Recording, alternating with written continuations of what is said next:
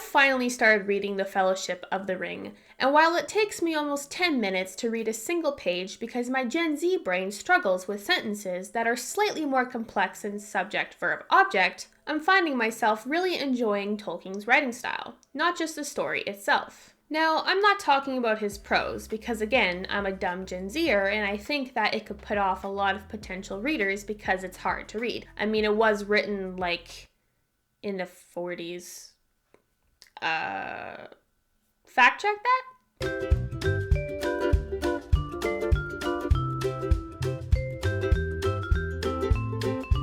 No, I'm talking about his style. The slow and steady pacing, the plot-irrelevant tangents and world building, the song breaks. Why don't more books have song breaks? I haven't read another book that has song breaks. And that's my point. Lord of the Rings is considered the best of the best in fantasy, and while the world building and tropes have cemented themselves in the fantasy genre, how the actual story is told hasn't. No one writes like Tolkien anymore. Why is that?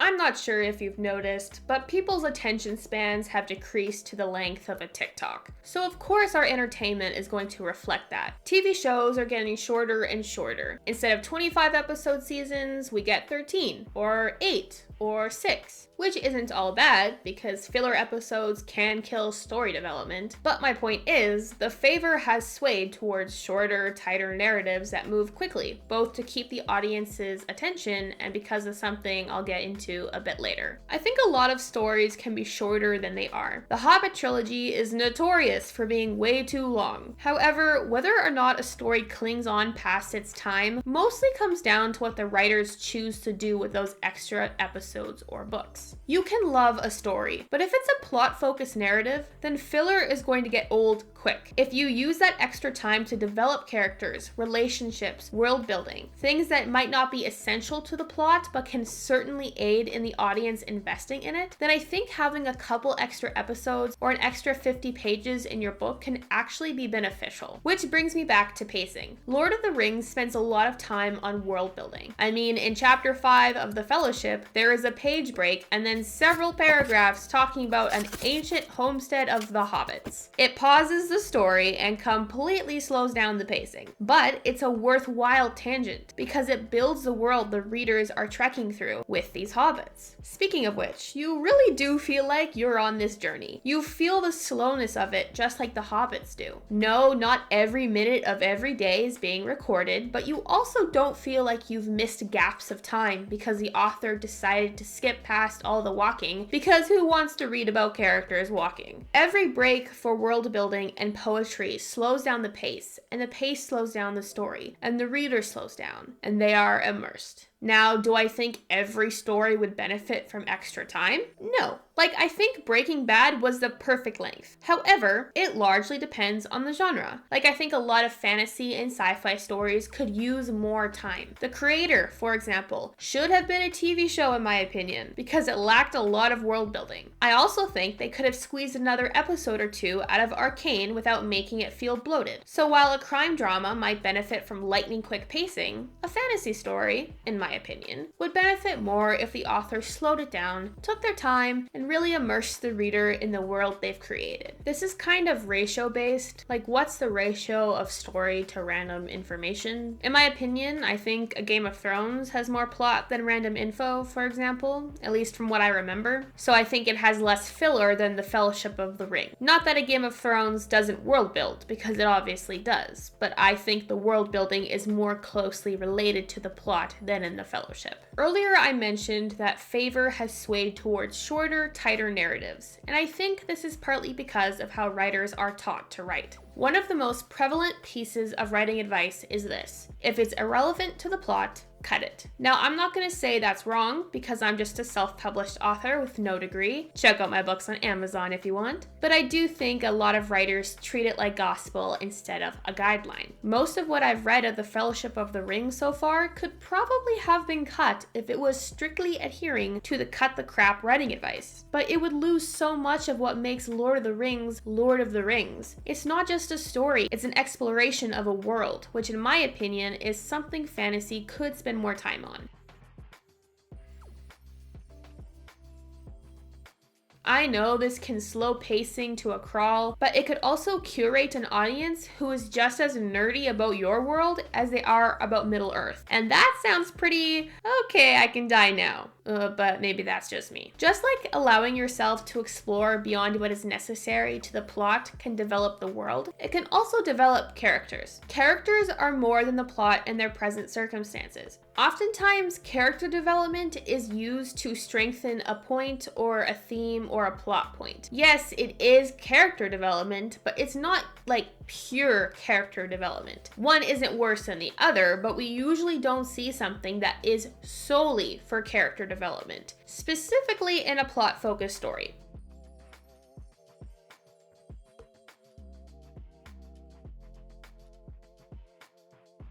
My point is, don't let yourself be convinced not to include a random conversation between two characters that has literally nothing to do with the story. Don't be convinced not to include song breaks or tangents on world building. Yeah, it might not be necessary to the plot, but if done well, you will find people who love to read it. Plus, it's fun to write. I mean, we as writers spend countless hours building worlds and working on characters, only for sometimes not even half of all that creation not to make it to the book because it's unnecessary. A little known rule of thumb about writing: the longer the story is, the more time it takes to write it. I know, I'm so smart. Including plot irrelevant information slows the pace. Slow pacing typically means a longer book. A longer book means more time spent writing and editing, which results in higher costs, not to mention that printing books is more expensive when there are more pages to print. I'm not saying this is always a factor, but I'm not saying it isn't. I mean, big books usually are more expensive than skinny books. Unless you're a really famous author, then you can get away with charging like $25 for a 200-page book, which is daylight robbery in my opinion. But I digress. I don't think the way a story is told transcends time as much as themes and tropes and worlds do. Tolkien may have shaped the fantasy genre into what it is today, with many people inspired by the world he created, the fictional races he brought to the mainstream, the themes he explored, and the scope and care of the story itself. These are the things people really latch onto. I don't think we love Lord of the Rings because of the song breaks, just like I don't think we love Breaking Bad because of the mysterious pool scenes in season 2. Form doesn't matter nearly as much as the story itself, unless it's pulp fiction. The form is very important in pulp fiction. Technicalities are vital to tell a story effectively, but they aren't the story itself. A world that feels as real as our own, reviving legendary characters from a rich mythology that had been cartoonified, an underdog story where the smallest person can make the biggest impact, good persevering and triumphing over great evil. These are what transcend time. No one writes like Tolkien anymore, and it's because we live in a society.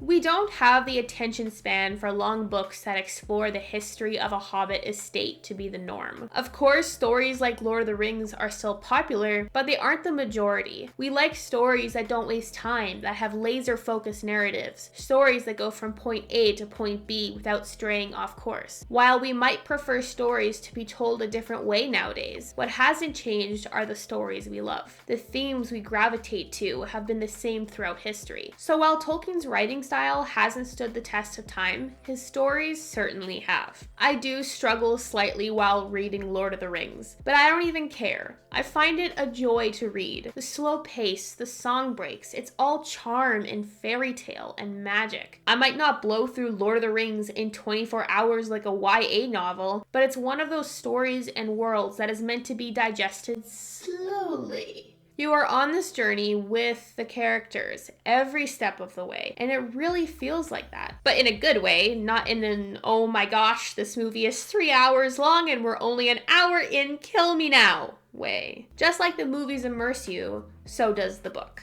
Time. That's the real reason no one writes like Tolkien anymore. Personally, I wouldn't mind if writers slowed down a bit.